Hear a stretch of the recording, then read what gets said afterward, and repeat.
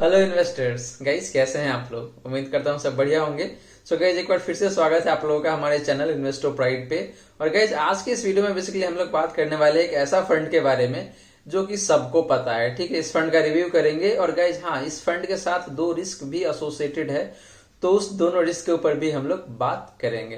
तो guys, video में आगे बढ़ने से पहले अगर आप चैनल पे नए हैं, आपने चैनल को अभी तक सब्सक्राइब नहीं किया है, तो प्लीज चैनल को सब्सक्राइब कर लीजिए और नोटिफिकेशन बेल ऑन कर लीजिए ऐसे इंटरेस्टिंग वीडियोस के लिए। तो गाइस चलिए बात करते हैं इस फंड के हिस्टोरिकल बैकग्राउंड के बारे में थोड़ा सा। तो गाइस, ये जो फंड है, मैं नाम बता देता हूँ। ये फंड है आपका पाराग पारिक फ्लेक्सी कैप। और ये फंड गाइस मई 2013 यानी कि मई 2013 में स्टार्ट हुआ था। और गाइस, इस फंड को दो फंड मैनेजर है जो मैनेज करते हैं। पहला है, उनका नाम है राजीव ठक्कर। वो एक चार्टर अकाउंटेंट है गाइस, एंड कॉस्ट अकाउंटेंट भी है, साथ में वो CFA एंड CFP भी है। दूसरा फंड मैनेजर जो है उनका नाम है राज मेहता। वो भी एक चार्टर अकाउंटेंट है गाइस, एंड CFA भी है। और ये राज मेहता जो है, ये साल 2016 यानी कि जनवरी 2016 से इस फंड को मैनेज कर रहे हैं। तो गाइस, ये रहा इस फंड का हिस्टोरिकल बैकग्राउंड।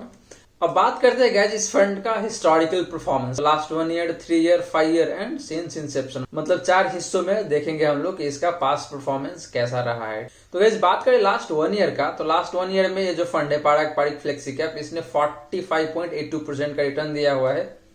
वहीं कैटेगरी एवरेज की बात करें गाइस, तो ये अराउंड 34.78, मोटा मोटी 35% का रिटर्न दिया हुआ है। लास्ट 3 ईयर की बात करें गाइस, तो पाराग पारिक ने लास्ट 3 ईयर में 29.97 यानी कि 30% कह सकते हैं आप।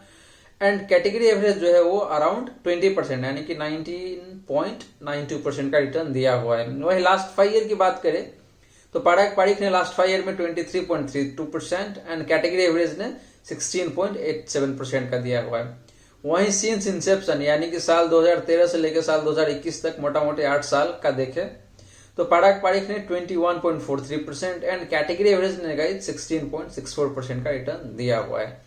सो guys, Parag Parikh flexi cap fund ने अपने कैटेगरी एवरेज से हर एक सेगमेंट में रिटर्न बेहतर दिया है। वो चाहे लास्ट 1 ईयर का हो, लास्ट 3 ईयर का हो, लास्ट 5 ईयर का हो, या फिर सिंस इंसेप्शन का हो। तो guys, in term of historical performance तो ये फंड काफी बेहतर किया हुआ है अगर आप कंपेयर करते हैं कैटेगरी एवरेज से। तो गाइस, ये रही बात आपका हिस्टोरिकल परफॉर्मेंस का। अब बात करते हैं गाइस एसेट अंडर मैनेजमेंट का। ये एक एरिया ऑफ कंसर्न है इस फंड के साथ।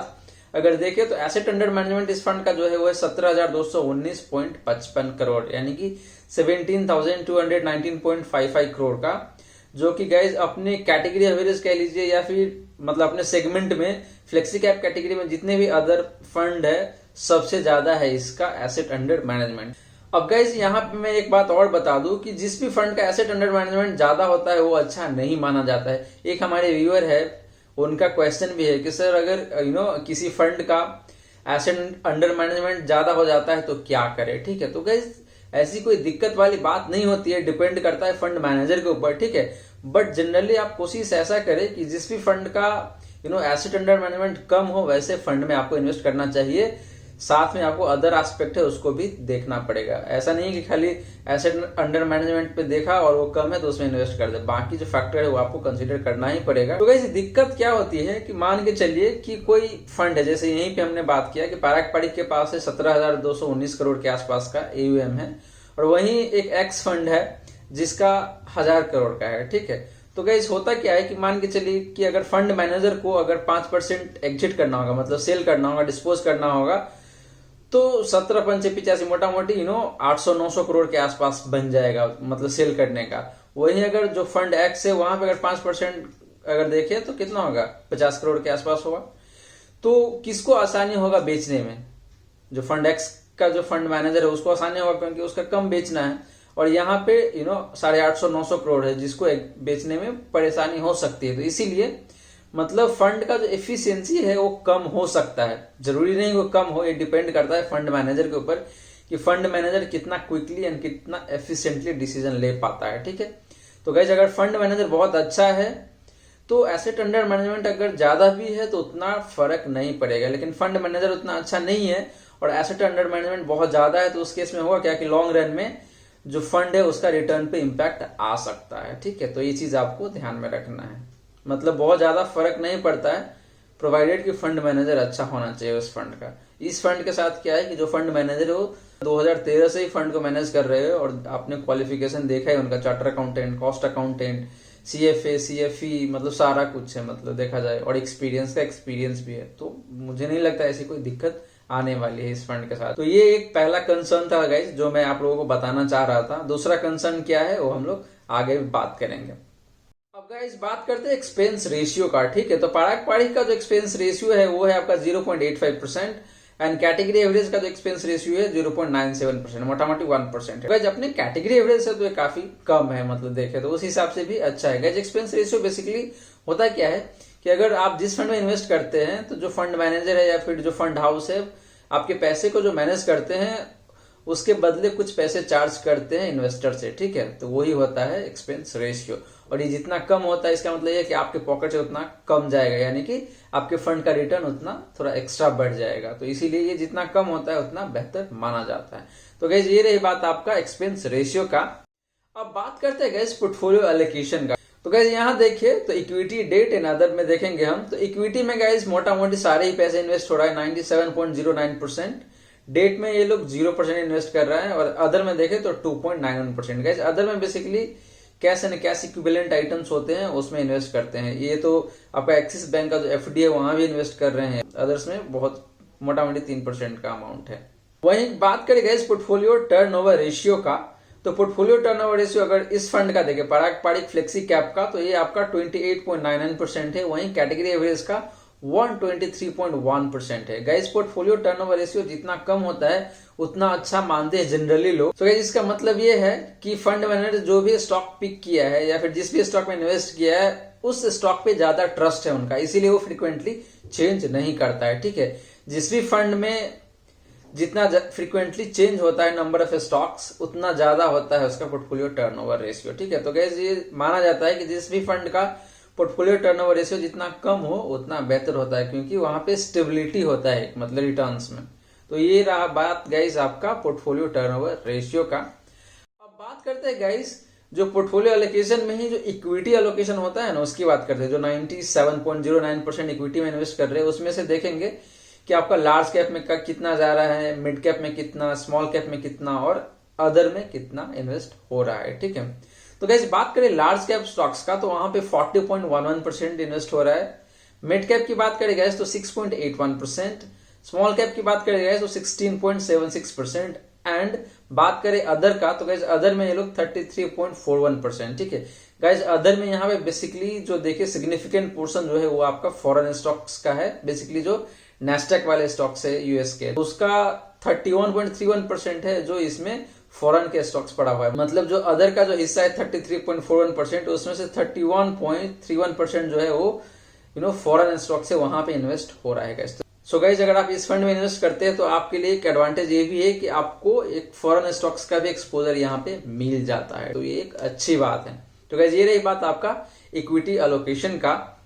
बात करते हैं गाइज पोर्टफोलियो कॉन्सेंट्रेशन का, ठीक है। गाइज ये पोर्टफोलियो कॉन्सेंट्रेशन होता क्या है, ठीक है। तो मैं बेसिकली बता दूं कि पोर्टफोलियो कॉन्सेंट्रेशन का मतलब ये होता है कि कितने नंबर ऑफ स्टॉक्स में कितना ज्यादा कॉन्सेंट्रेटेड है, मतलब होल्ड इन्वेस्टमेंट कितना ज्यादा कॉन्सेंट्रेटेड है उन 5 स्टॉक्स में या फिर 10 स्टॉक्स में या फिर उस 3 सेक्टर्स में। तो हम लोग इस तरीके से बात करेंगे, मतलब टॉप 10 स्टॉक्स में कितना कॉन्सेंट्रेशन है, टॉप 5 में कितना है, टॉप 3 में कितना है, इस हिसाब से देखेंगे।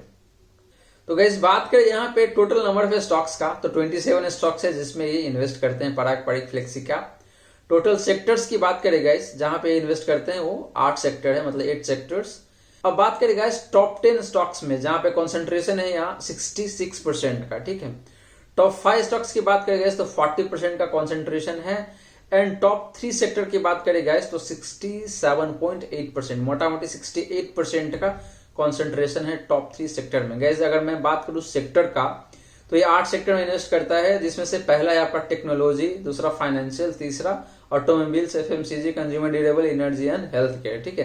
तो ये 8 सेक्टर है, इसमें से टॉप 3 जो है वो है टेक्नोलॉजी, फाइनेंशियल्स एंड तीसरा है आपका सर्विस सेक्टर। तो इन तीनों सेक्टर मिला के ये मोटा मोटी 68% इन्वेस्ट कर रहा है इसी तीनों में। तो गाइज यही सबसे बड़ा रिस्क है यहाँ पे।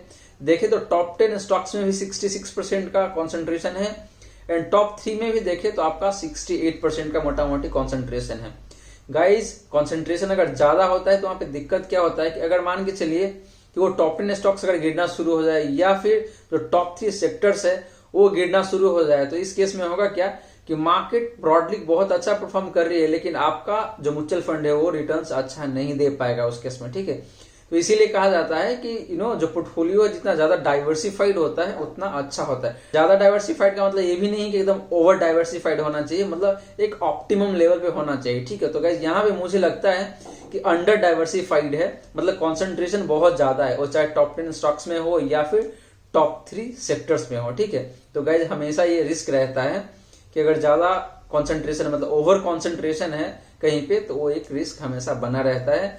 और अगर जिस एरिया में कॉन्सेंट्रेशन ज्यादा है वहां पे अगर परफॉर्मेंस अच्छी नहीं आई तो आपका जो म्यूचुअल फंड है उसका रिटर्न माइनस या फिर कह लीजिए कम होना शुरू हो जाता है। तो ये भी एक रिस्क है, दूसरा रिस्क जो मैं आपको थंबनेल पे भी दिखा होगा कि दो बहुत बड़ा रिस्क है।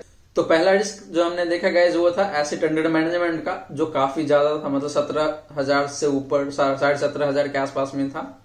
वहीं बात करें गाइस दूसरा तो था पोर्टफोलियो कॉन्सेंट्रेशन का, ठीक है। तो गाइस ये रही बात आपका पोर्टफोलियो कॉन्सेंट्रेशन का। अब बात करते हैं यहाँ पे टॉप 10 होल्डिंग्स का, ठीक है।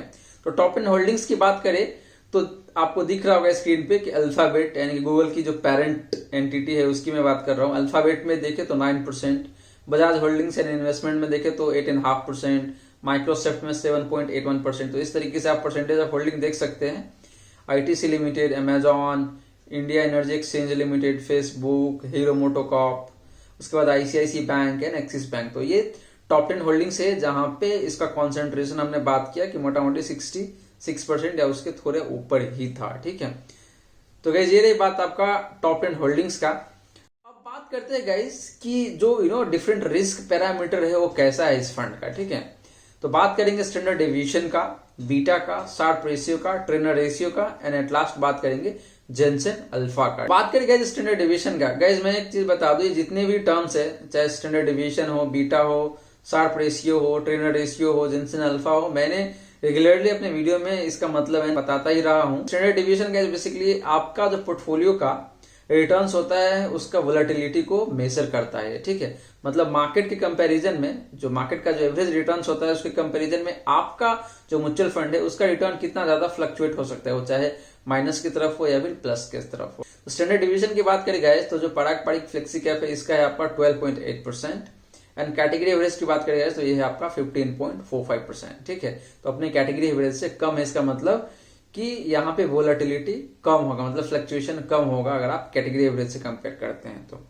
वही बात करें इस बीटा की, तो बीटा अगेन आपका पोर्टफोलियो का वोलेटिलिटी को ही मेजर करता है, जो है यहाँ पे आपका पारंपरिक का 0.59 एंड कैटेगरी एवरेज का देखें तो 0.85 है। तो अगेन ये दिखाता है कि अपनी कैटेगरी एवरेज से कम वोलाटाइल है इसका जो रिटर्न्स है इस म्यूचुअल फंड का।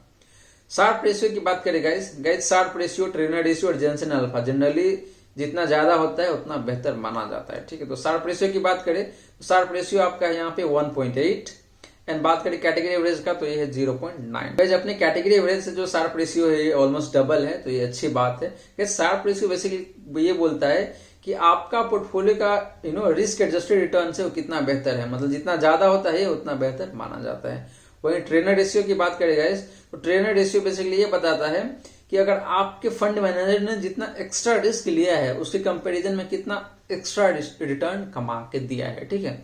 तो यहाँ पे देखें तो 0.39 है पारंपरिक फ्लेक्सी कैप का एंड कैटेगरी एवरेज की बात करें गाइस तो ये आपका है 0.16। तो अगेन ये अपनी कैटेगरी एवरेज से डबल से भी ज्यादा है, तो ये अच्छी बात है। वहीं जेनसेन अल्फा की बात करें गाइस तो जेनसेन अल्फा बेसिकली ये दिखाता है कि मान के चलिए कि पारंपरिक फ्लेक्सी कैप है अगर एक पर्टिकुलर इंडेक्स को ट्रैक करता है, सपोज निफ्टी 50 की बात कर ली कि ये फंड है जो निफ्टी 50 को ट्रैक करता है, तो जेनसेन अल्फा अगर 13 है या 14 है तो इसका मतलब ये होता है कि अपने इंडेक्स का जितना रिटर्न आता है उसके कंपैरिजन में ये इतना एक्स्ट्रा रिटर्न देता है। तो यहाँ पे अगर देखिए तो पारंपरिक फ्लेक्सी कैप का जो जेनसेन अल्फा है वो है आपका 13.87। इसका मतलब ये है कि ये अपने जो इंडेक्स है मतलब जिस भी इंडेक्स को ट्रैक करता है उससे 13.87% एक्स्ट्रा रिटर्न देता है। वहीं कैटेगरी एवरेज की बात करें तो कैटेगरी एवरेज है आपका 1.82, यानी कि जिस भी इंडेक्स को ट्रैक करते हैं उसके कंपैरिजन में जो कैटेगरी एवरेज है वो सिर्फ 1.82% एक्स्ट्रा रिटर्न देता है। वही जेनसेन अल्फा का फिगर बहुत ही मस्त है, यहाँ पे बहुत ही बढ़िया है। तो इन टर्म ऑफ ऑल मतलब चाहे वो स्टैंडर्ड डिवीजन हो, बीटा हो, शार्प रेशियो, ट्रेनर रेशियो हो या फिर जेनसेन अल्फा हो, सारे ही यहाँ पे बेहतर है रिस्क रेशियो अगर कैटेगरी एवरेज से आप कंपेयर करते हैं तो गाइस ये रही बात आपका रिस्क रेशियोज का।